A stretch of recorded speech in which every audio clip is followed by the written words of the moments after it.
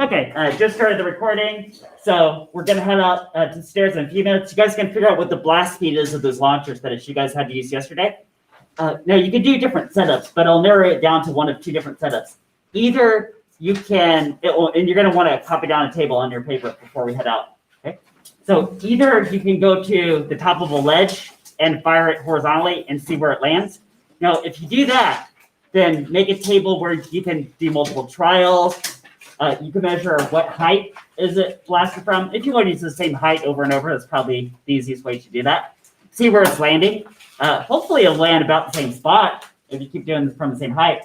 Then figure out the speed based on that, take an average. A good practice to do too is to get some extra measurements like, I wonder what is the mass of that yellow ball?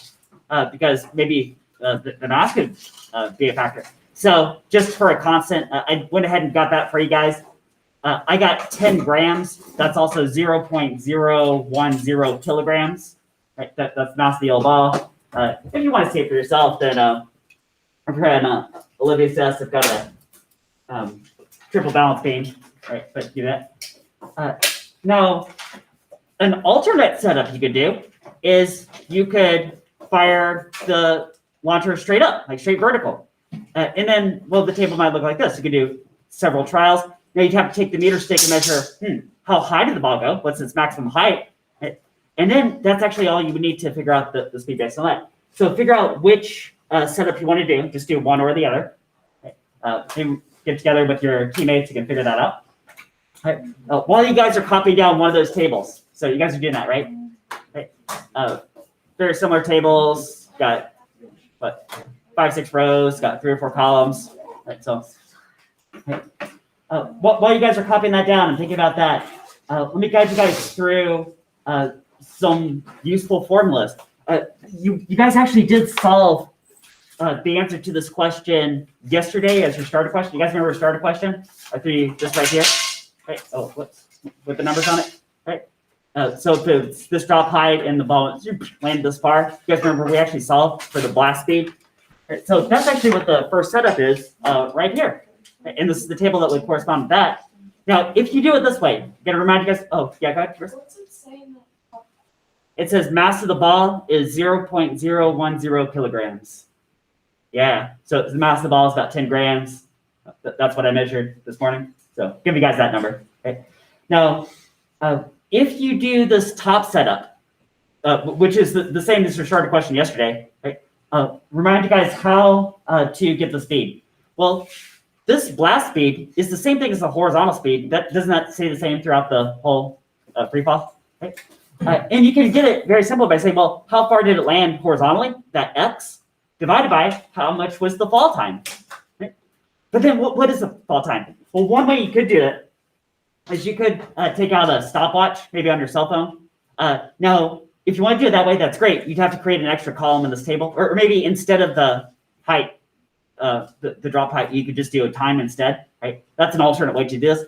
But I think a more accurate way is to calculate the fall time based on this fall height, based on this drop height, right? And the way you do that is you have to use this formula. You have to turn this into an equation and say, hey, if I know the drop height, I know gravity is 10 meters per second squared, I can solve for the fall time, right? You know, we did all this yesterday, right? Then once you know that time, take this horizontal distance and divide by that time, and you can get the blast speed. That's it, right? It's that straightforward, right? Yeah. How would you find the velocity for the second? Yeah.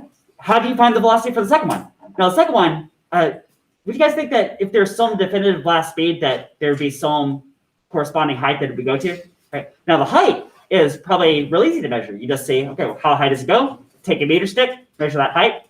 Right, so you've got multiple trials. Probably the height's be pretty similar, but record this and find out. Right. Yeah, how would you figure out what that blast speed is? That's what this formula is for. What you would say is, well, if I'm going from the launcher to the max height point, that's my initial final. Right? Hey, look, I got a couple velocities here.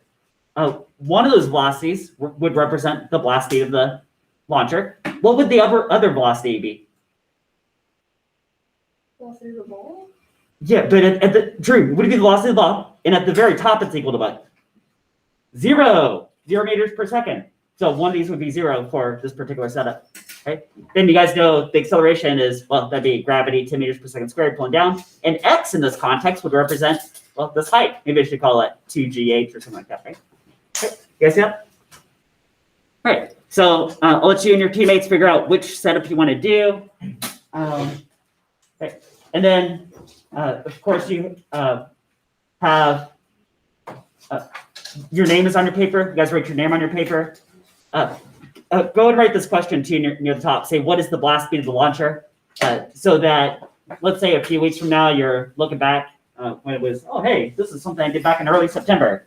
And what was it? It was some lab, and I don't remember. But then you see this question that you wrote down. And, oh, yeah, that's right. We were trying to figure out what was the blast speed of the launcher. Then everything will logically flow from that. Now, by the time you guys turn this in at the end of class, make sure that you have an answer to your question.